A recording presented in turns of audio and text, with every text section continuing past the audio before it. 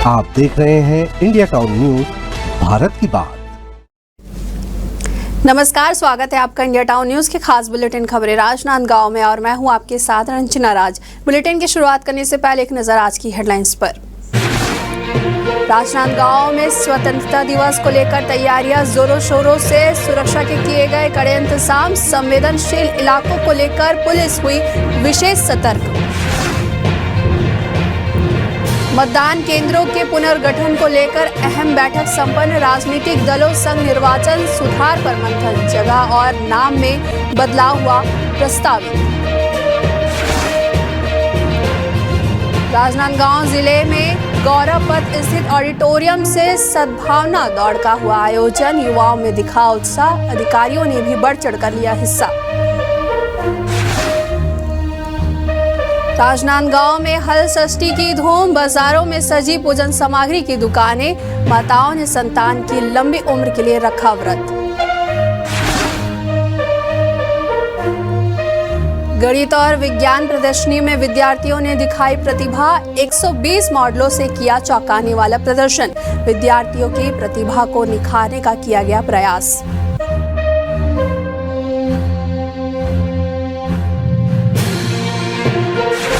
Headline के बाद अब खबरें विस्तार से।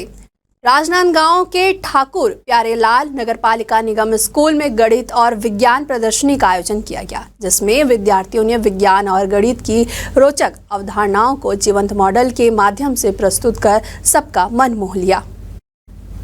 प्रदर्शनी में कक्षा 6वीं से लेकर कक्षा 12वीं तक के विद्यार्थियों ने भाग लिया और लगभग 120 नवाचारी मॉडल प्रदर्शित किए। इन मॉडलों में गणितीय सूत्रों की व्याख्या, विज्ञान के सिद्धांतों का प्रयोग, नवाचार, पर्यावरण संरक्षण, ऊर्जा के वैकल्पिक स्रोत, जल प्रबंधन और अंतरिक्ष विज्ञान जैसे विषय शामिल रहे।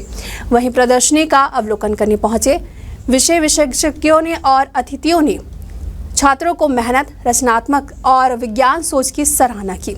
उन्होंने विद्यार्थियों का उत्साहवर्धन करते हुए कहा कि ऐसी गतिविधियां विद्यार्थियों के भीतर की प्रतिभा को निखारने में महत्वपूर्ण भूमिका निभाती है। हमने वाटर साइकिल बनाया है, जिससे हम ये शिक्षा देना चाहते हैं कि अपने घर के आसपास पेड़ पौधे लगाएं, ताकि वर्षा जो है हमेशा होती रहे। अगर वर्षा अगर ना हो, जल चक्र अगर ना हो, तो हम मानव का जो अस्तित्व है वो खतरे में आ जाएगा। क्योंकि अगर वाटर साइकिल अगर ना चले तो जो समुद्र का पानी है वो वाष्प के रूप में आकाश में चले जाएगा, लेकिन वापस नहीं आएगा पेड़ पौधों के कारण। अगर पेड़ पौधे अगर हमारे आसपास रहेंगे तो वाटर साइकिल चलते रहेगी निरंतरता, और इसी कारण हमारा अस्तित्व बना रहेगा इस पृथ्वी पर। धन्यवाद। हृदय का मॉडल है। हृदय हमारे शरीर का सबसे महत्वपूर्ण अंग है, जो हमारे चेस्ट के लेफ्ट साइड दोनों फेफड़ों के बीच स्थित होता है। ये बंद मुट्ठी के आकार का होता है। हृदय के अंदर 4 चैम्बर पाए जाते हैं, दायां आलिन, बायां आलिन, दायां नीले, बायां नीले। सबसे पहले महाशिरा से अशुद्ध रक्त दायां आलिन में प्रवेश करता है, जो त्रिवर्णीय कपाट के द्वारा दायां नीला में जाता है। उसके बाद ये पल्मोनरी वॉल से होता हुआ फुसफुस धमनी के द्वारा फेफड़ों में जाता है, जहाँ से ये ऑक्सीजन प्राप्त करके ऑक्सीजन युक्त ब्लड बन जाता है, जो फुसफुस शिरा के द्वारा बायां नील में जाता है। उसके बाद ये द्विवर्णीय कपाट के द्वारा बायां नीला में प्रवेश करता है, जो एरोटिक वाल्व के द्वारा महाधमनी से पूरे शरीर में सप्लाई हो जाता है।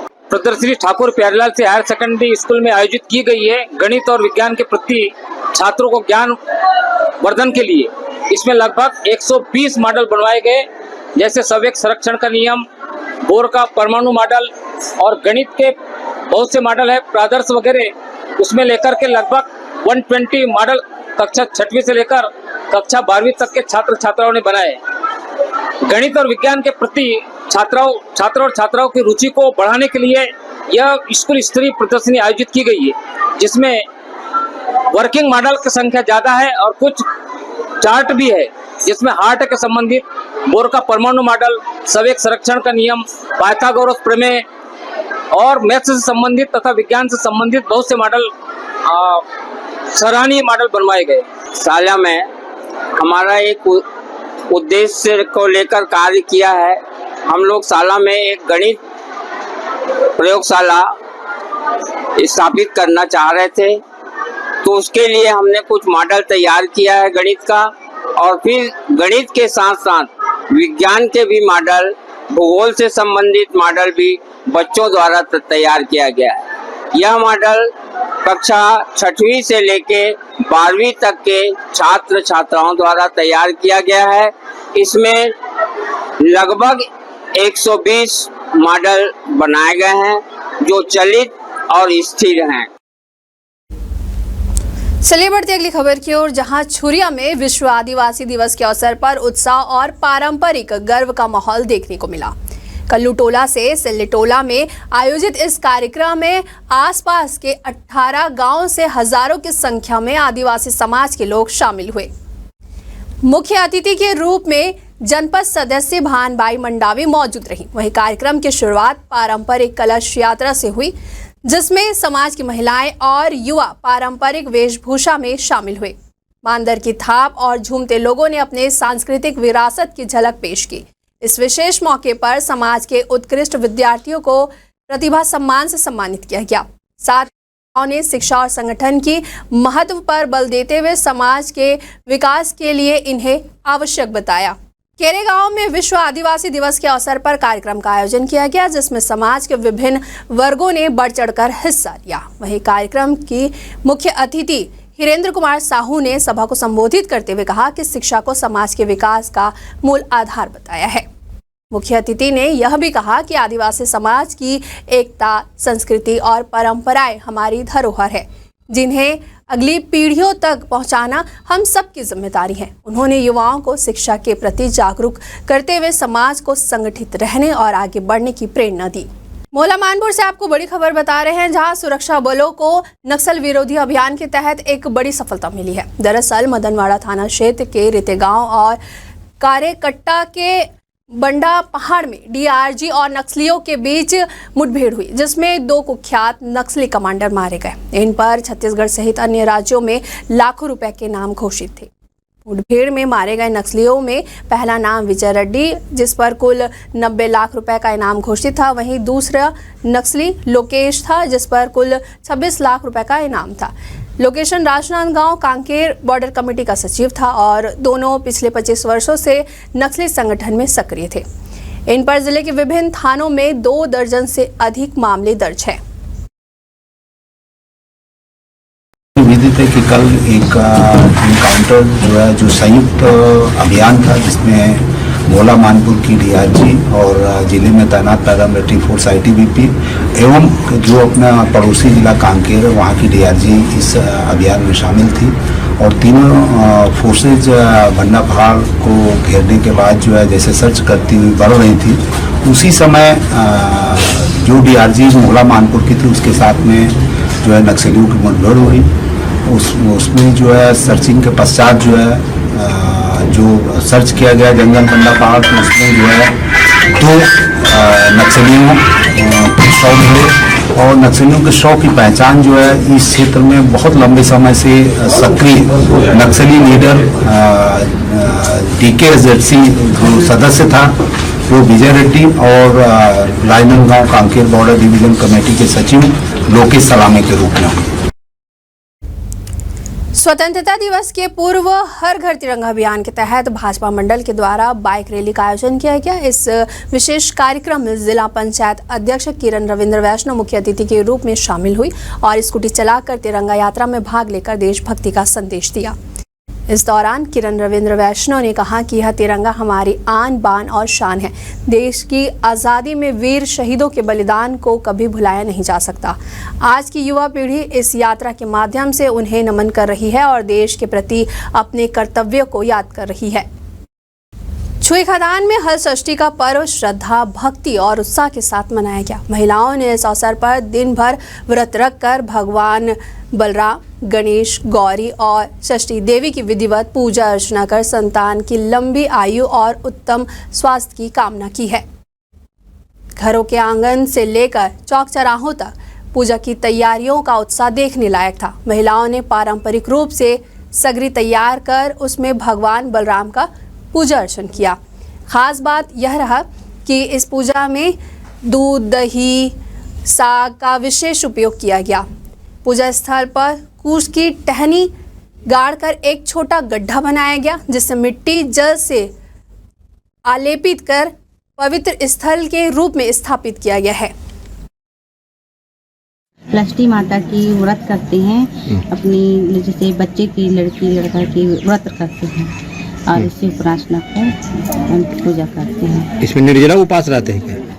जैसे रह सकते हैं निर्जला, जैसे नहीं रह सकते फलहारी कर सकते हैं। व्रत का पारण मतलब कब तोड़ फलाहार का शाम को पूजा वूजा करने के बाद फलहारी निकाल लेते हैं। क्या रहता है फलाहारी में? ये पसर चावल बोलते हैं ना हमारे, भाजी 6 किस्म का भाजी रहता है। अभी किसकी पूजा हुई है? अभी शिव पार्वती को है, गणेश जी को है जी। इस हलषष्ठी जो व्रत है, यहाँ पे एक सुहागन स्त्री अपने बच्चों के लिए दीर्घ आयु के लिए यहाँ पे हम हलषष्ठी माता का यहाँ पे पूजा करने आए हैं। झुकरान जमुना चौक में जो पूजा हो रहा है, यहाँ पे हम अपने बच्चों के दीर्घ आयु के लिए यहाँ पे पूजा करते हैं और मनोकामना पूर्ण करते हैं। और समस्त हमारे जो ग्रामवासी हैं यहाँ पे उपस्थित है और सब एक जगह इकट्ठा होकर यहाँ पे हम पूजा करते हैं। किसकी पूजा की जाती है? हलषष्ठी जो हलषष्ठी परिवार है ना, उनको हम यहाँ पे पूजा कर रहे हैं। काफ़ी सालों से यहाँ पे पूजा कर रहे हैं और सब एकता के साथ यहाँ पे पूजा करते हैं। क्या क्या चढ़ाया जाता है पूजा में? यहाँ पे जो हलषष्ठी माता का जो पूजा होता है, यहाँ पे लाई है, महुआ का अलग अलग प्रकार का बेल पत्र, फूल, केला से हर प्रकार का यहाँ पे मतलब ऐसा फल यहाँ पे जो चढ़ाया जाता है। हलषष्ठी के दिन माँ पार्वती, शिव, कार्तिकेय और गणेश जी की पूजा की जाती है। बच्चों की दीर्घायु की कामना के लिए पूजा की जाती है। यह पूजा नदी या सरोवर के पास की जाती है। इसमें चारों ओर कांची के फूल, बनावटी झाड़ आदि लगाते हैं, गांव के गोबर से लिपते हैं। गौरी, गणेश, कलश तथा शिव पार्वती की प्रतिमा को पीढ़ा के ऊपर रखकर आसन लगाकर बैठते हैं। इसके बाद पूजा करते हैं। भारतीय जनता पार्टी के प्रदेश नेतृत्व के आह्वान पर छुरिया मंडल के द्वारा तिरंगा यात्रा का आयोजन किया गया, जिसमें राष्ट्र प्रेम की भावना से ओतप्रोत हजारों लोगों ने भाग लिया। यह यात्रा देश की सीमा पर तैनात वीर सैनिकों और शहीदों के सम्मान में आयोजित की गई। यात्रा की शुरुआत ग्राम पंचायत घोघरे से हुई है, जहां स्वतंत्रता संग्राम सेनानी स्वर्गीय विद्या प्रसाद यादव और स्वर्गीय विशेषर प्रसाद यादव को श्रद्धांजलि अर्पित की गई। इस अवसर पर सेनानियों के परिजनों को शॉल, श्रीफल भेंट कर सम्मानित किया गया। इसके बाद यात्रा बस स्टैंड पहुंची, जहां जनपद पंचायत परिसर से शासकीय विभागों के अधिकारियों और कर्मचारियों के द्वारा मोटरसाइकिल तिरंगा यात्रा निकाली गई। छत्तीसगढ़ कर्मचारी अधिकारी फेडरेशन के द्वारा 22 अगस्त को घोषित प्रांत व्यापी कलमबंद हड़ताल को सफल बनाने के उद्देश्य से पूरे प्रदेश में जिला स्तरीय तैयारियां जोरों पर है। इसी कड़ी में नए जिला खैरागढ़, छुई खदान, गंडई में एक महत्वपूर्ण बैठक का आयोजन किया गया। बालक हाई स्कूल परिसर में आयोजित इस जिला स्तरीय बैठक की अगुवाई वन विभाग के प्रांतीय अध्यक्ष एवं प्रांत पर्यवेक्षक अजीत दुबे ने की है। बैठक में जिले के लगभग सभी विभागों के जिला अध्यक्षों सहित बड़ी संख्या में कर्मचारी अधिकारियों की मौजूदगी रही। सभी पदाधिकारियों ने 22 अगस्त को होने वाले कलमबंद हड़ताल को प्रदेशव्यापी रूप से ऐतिहासिक बनाने का संकल्प लिया है। इस दौरान अजीत दुबे और अन्य विभागीय पदाधिकारियों ने आगामी हड़ताल को लेकर विस्तृत चर्चा की और इसे सफल बनाने की अपील की है।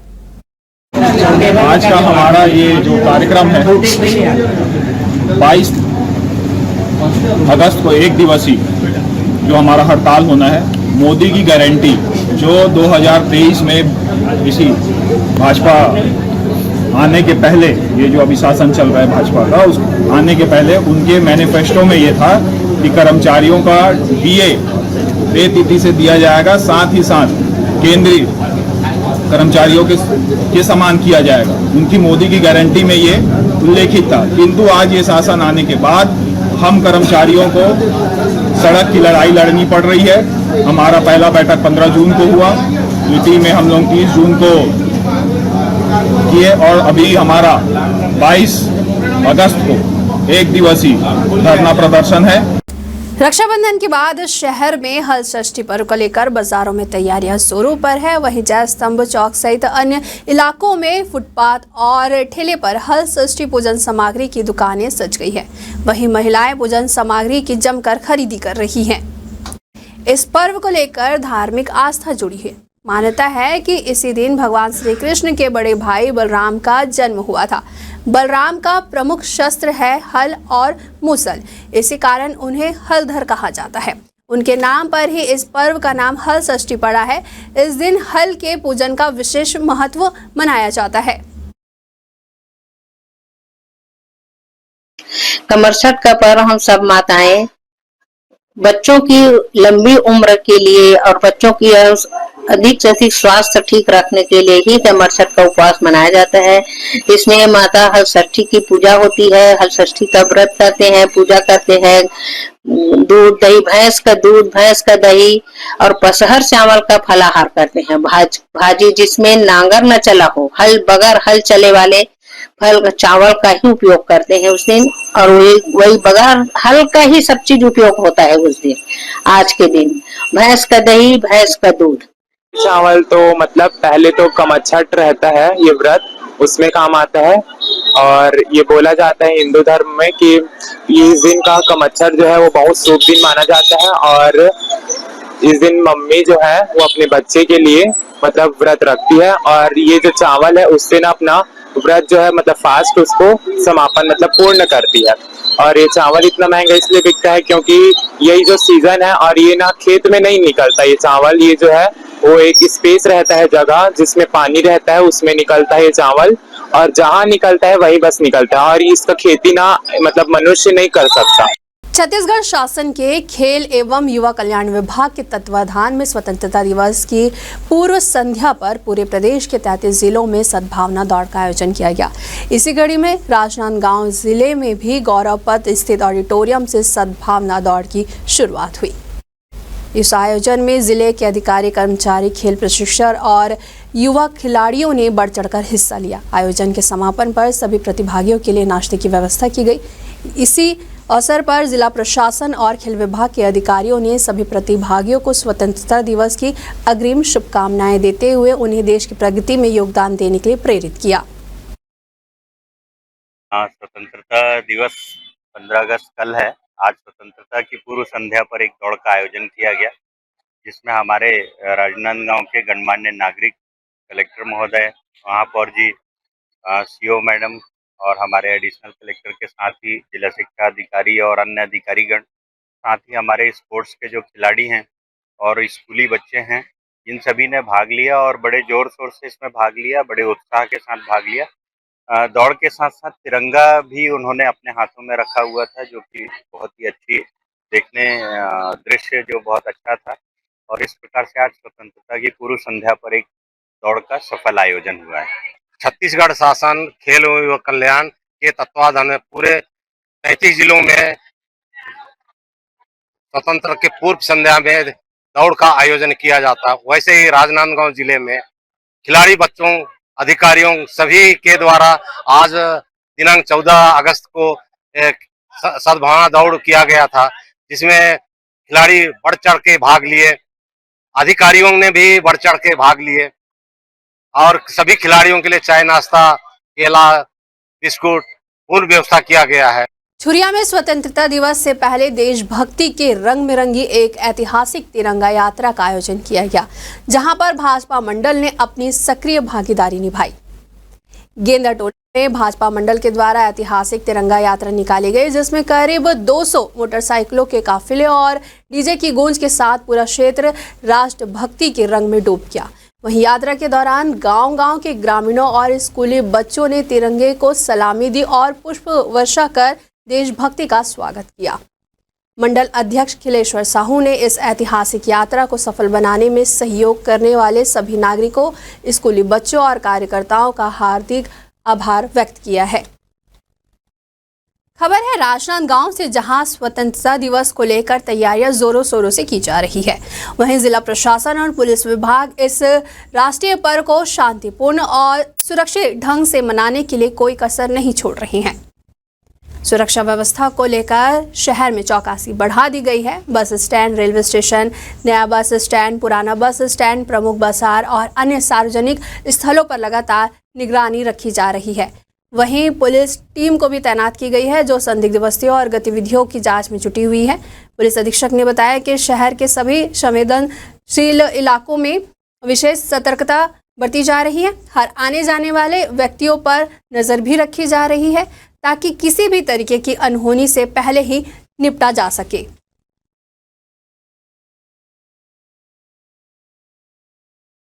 स्वतंत्रता दिवस को लेकर जिले के सभी संवेदनशील स्थानों पर पुलिस जो है लगातार जांच और चेकिंग की कार्रवाई कर रही है। इसके तहत रेलवे स्टेशन, बस अड्डे, महत्वपूर्ण मंदिर, महत्वपूर्ण संस्थान आदि पे पुलिस चेक कर रही है, संदिग्ध व्यक्तियों को चेक कर रही है। इसके अलावा बम डिस्पोजल स्क्वाड के द्वारा भी चेकिंग कर रही है, की जा रही है।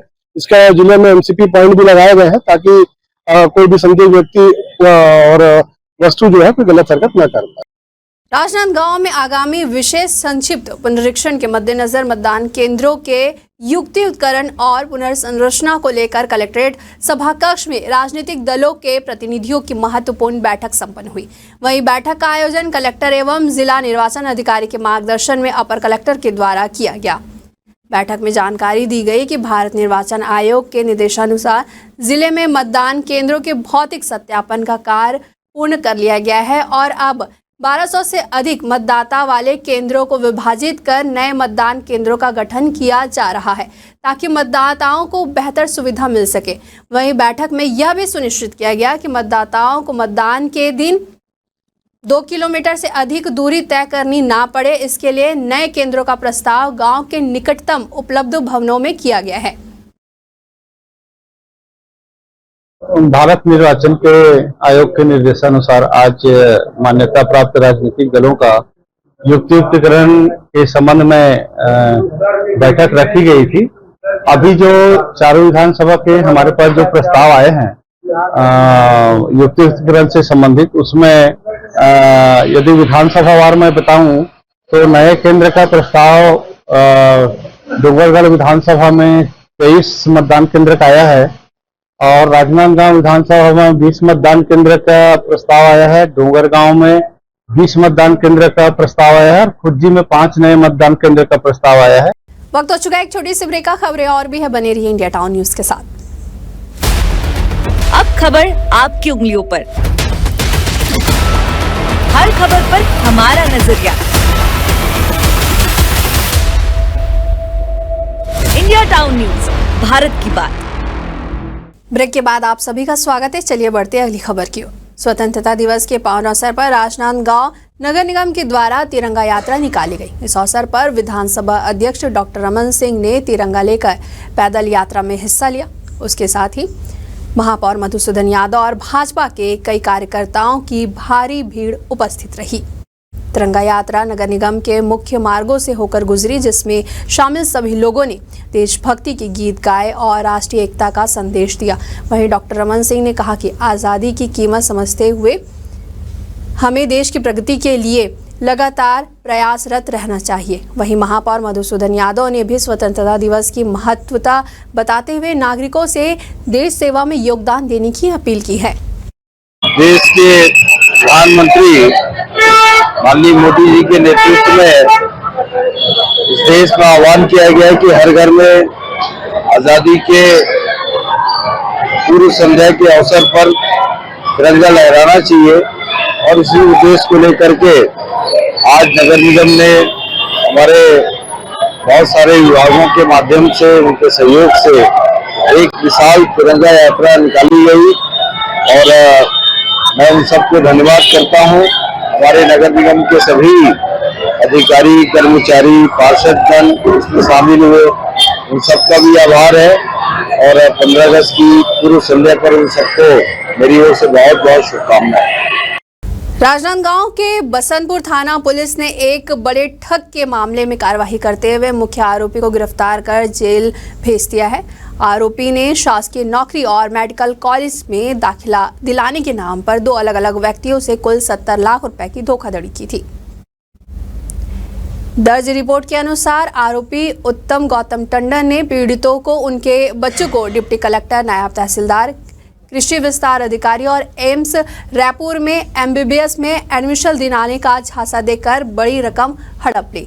पीड़ित के द्वारा दर्ज शिकायत की गई। बताया गया कि आरोपी ने पीड़ितों से कुल 70 लाख रुपए की ठगी की है।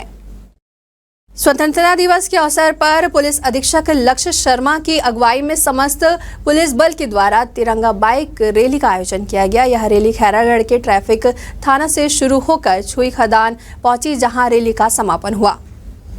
के दौरान पुलिस जवान हाथों में तिरंगा लिए देशभक्ति के नारों के साथ आगे बढ़ते रहे। इस आयोजन का उद्देश्य जनता को राष्ट्र प्रेम, एकता और कानून व्यवस्था के प्रति जागरूक करना था। रैली के समापन पर अधिकारियों ने स्वतंत्रता दिवस की शुभकामनाएं देते हुए सभी को शांति और सद्भाव बनाए रखने की अपील की है। स्वतंत्रता दिवस के अवसर पर हर घर तिरंगा अभियान के तहत राजनांदगांव के मानव मंदिर चौक में राष्ट्रीय ध्वजों का वितरण किया गया। इस अवसर पर बजरंग सेना के द्वारा नगरवासियों से अपील की गई कि वे अपने घरों, दुकानों, कार्यालयों, चौराहों और गलियों में तिरंगा फहराकर देशभक्ति की भावना को और भी अधिक सशक्त बनाएं। बजरंग सेना के सदस्य नरेश ने इस मौके पर एक महत्वपूर्ण संदेश देते हुए बताया कि इस अभियान का उद्देश्य राष्ट्रीय एकता को मजबूती देना है और प्रत्येक नागरिकों को अपने राष्ट्र ध्वज के प्रति सम्मान प्रकट करने का अवसर प्रदान करना है। वहीं कार्यक्रम में भारी संख्या में स्थानीय नागरिकों ने भाग लिया और देशभक्ति के नारों के साथ तिरंगा प्राप्त कर अपने अपने स्थानों पर फहराने का संकल्प लिया है। तिरंगा फहराए, यही सबसे विनती है मेरा, और इस तिरंगा का सब सम्मान करें, बस यही कहना चाहूंगा। आज लगभग कितने लोगों को यहाँ पर तिरंगा झंडा जो लगभग 300 लोगों को हम लोग यहाँ पे तिरंगा वितरण किए हैं और ये हमारा तीसरा साल है बजरंग सेना का और आगे भी यही करते रहेंगे। पर तिरंगा फहराए, यही सबसे विनती है मेरा, और इस तिरंगा का सब सम्मान करें, बस यही। पूरे देश में आज जयकारों की घोष लगातार चलते रही है और वहीं इसी जयकारों के साथ में भारत माता जय और भगवान श्री राम जी की जयकारे के नारों के साथ में आज शहर के माना मंदिर चौक में बजरंग सेना के द्वारा यहाँ पर 3 रंगों का ध्वजा जो है, झंडा जो है वो पूरे नगर भर में बांटा गया है। अब बांटने के बाद कल 15 अगस्त है, 15 अगस्त के इस पावन पर्व पर, इस राष्ट्रीय पर्व पर लोग जो है अपना हर्ष व्यक्त कर रहे हैं, खुशियां मना रहे हैं। जी आज तकरीबन कितने यहाँ पर 3 रंगों के ध्वजा का वितरण किया गया है। पूरा शहर जो है 3 रंग से सजा हुआ दिख रहा है। सबसे पहले स्वतंत्रता दिवस का 78वीं वर्षगांठ पर मैं शहर वासियों को, नगर वासियों को और वार्ड वासियों को अपनी ओर से ढेर सारी शुभकामना देता हूँ। बजरंग सेना के द्वारा 300 झंडा इस मानव मंदिर चौक पे हर व्यक्ति को प्रदान किया गया और इस झंडा वितरण करने का उद्देश्य है कि राष्ट्रीय ध्वज जो है, जो कल तक बहुत सीमित स्थान पे लगते थे, पर जब से देश में प्रधानमंत्री नरेंद्र मोदी आए तब से हर घर पर, हर परिवार में, हर जगह पर हमारा राष्ट्रीय ध्वज फहरे, इस बात को लेकर उत्साह और पूरे देश में उत्साह है। आज जगह जगह रैली निकाल रहे हैं, लोग बढ़ चढ़ के हिस्सा ले रहे हैं और जिस प्रकार भारत का राष्ट्रीय ध्वज है आज हर नागरिक अपने घर में लगाने को स्वतंत्र है, रैली निकालने में स्वतंत्र है। और आज जिस प्रकार बजरंग सेना के द्वारा झंडा जो दिया गया जनता को, उससे अपील भी किया गया कि झंडा राष्ट्रीय ध्वज है, इसको नीचे ना गिराए, इसको ऊपर रखे, बिल्कुल घर में भी बांधे, घर में भी फहराए, इसमें कोई मनाही है। राष्ट्रीय ध्वज हमारा अधिकार है, आज झंडा फहराएंगे। और आज जब पूर्व संध्या पे मैं आम नागरिकों से यही कहना चाहूंगा कि राष्ट्रीय ध्वज जो भारत का, वो हमारे सम्मान के प्रतीक है, हमारा देश के सम्मान के प्रतीक है। आज इसको लेकर आज भारी नागरिकों में उत्साह है, इसी को लेकर बजरंग सेना मानव चौक में ध्वज वितरण किया गया। मैं इस अवसर पर सभी साथियों से यही कहना चाहूंगा, जहाँ पे रहते हैं, जिस वार्ड में, जिस क्षेत्र में थे, भारत के झंडा हर घर पर लगे, यही निवेदन। भारत के झंडा मोर अभियान, इस बात को लेकर देश के प्रधानमंत्री पूरे देश में अपील की है कि हर घर में झंडा लगना चाहिए। जब 78 वर्ष पहले भारत जो है अंग्रेजों का गुलाम हुआ करता था, तब क्या वो समय का एक दृश्य देखने को मिलता था और आज हम आजादी के उस 78वें साल पर जी रहे हैं और लोगों के साथ में खुशियां बांट रहे हैं। आजादी के बाद भारत का हर नागरिक स्वतंत्र रूप से अपना कर रहा है, स्वतंत्र रूप से देश में खुशियां मना रहा है, आजादी के पर्व को इतना धूमधाम से मना रहा है कि आज इस बात पर गर्व होता है कि हर एक नागरिक स्वतंत्रता दिवस पर हो, गणतंत्र पर्व हो, देश का नागरिक अपने भारत माता माँ भारती के लिए पूरा तरह से समर्पित है। देखिए आज पूरे शहर भर में तीन जो रंग है वो हमारा राष्ट्रीय ध्वज का रंग है और वो 3 रंग हर घर पर नजर में आ रहे हैं। इसके लिए क्या आप सभी को भारत अपने 78वें स्वतंत्रता दिवस की सभी को शुभकामनाएं। ये 3 रंग का जो झंडा है, ये झंडा जिन वीरों ने अपनी जान की आहुति दे के हम भारतवासियों को स्वतंत्र कराया, मैं उनको नमन करता हूँ। और ये भारत के झंडे के लिए आज भारत का हर नागरिक मरने को तैयार है। आज के समय में आज इस झंडे के लिए है ना, आज हमारे भारत में जो खुशी आई है, आप देखे होंगे बीच में कश्मीर के मुद्दे को लेके दूसरी विपक्ष की गवर्नमेंट थी, उसको भारत में नहीं जोड़ पाई, नरेंद्र मोदी ने ही जोड़ा है। भारत के लिए और भारत के साथ भारत की पूरी जनता है। और मैं तो ये चाहता हूँ जितने युवा हैं उनके मन में भी देशभक्ति का जज्बा आना चाहिए। आज बजरंग सेना के द्वारा यहाँ राजनांदगांव के मानव मंदिर चौक पर झंडा यानी कि 3 रंगों के ध्वज का तकरीबन 300 झंडे का वितरण शहर और नगर वासियों को किया गया है। अब ये कितने वर्ष हो चुके हैं कि आप इस प्रकार के ऐसे जो राष्ट्रीय पर्व होते हैं इस पर ध्वजा का वितरण? ये लगातार हमारा 3रा वर्ष है और हमारे नरेंद्र मोदी जी का जो हमारा सपना है कि हर घर तिरंगा हो, एक छोटी सी कोशिश हम लोग कर रहे हैं बजरंग सेना के द्वारा कि एक हर घर में तिरंगा झंडा लगे, एक कोशिश है हमारी, बस ये हम हर साल करते रहेंगे। और हर घर तिरंगा को देखते हुए लगातार लोग जो है देश प्रेम के प्रति आगे बढ़ते जा रहे हैं, उत्साहित होते जा रहे हैं। और वहीं आज पूरे नगर भर में, पूरे शहर भर में, पूरे जिले भर में, पूरे प्रदेश भर में यानी कि पूरे देश भर में आज ये 3 रंगों का ध्वज जो है वो लहरा रहा है। कल की सुबह ध्वजा का रोहण होगा। 15 अगस्त का कार्यक्रम है। इंडिया टाउन न्यूज भी लगातार आप लोगों से अपील करते हुए है और साथ ही इसी के साथ में 15 अगस्त की ढेर सारी बधाई एवं शुभकामनाएं। कैमरा पर्सन अवधेश यादव के साथ India town news Saurabh Tamrakar, Rajnandgaon. खबर है छुई खदान से, जहां शहर में आवारा मवेशियों की बढ़ती संख्या अब एक गंभीर समस्या बन चुकी है। दरअसल सड़कों पर बैठे मवेशियों के कारण दुर्घटनाएं, ट्रैफिक जाम और गंदगी आम बात हो गई है। वहीं जिम्मेदार अधिकारी कार्रवाई करने के बजाय आंखें मूंदे बैठे हुए हैं और इसका खामियाजा आम जनता को भुगतना पड़ रहा है। छुई खदान की सड़कों पर इस समय सबसे ज्यादा कब्जा अगर किसी का है तो वो है आवारा मवेशी का।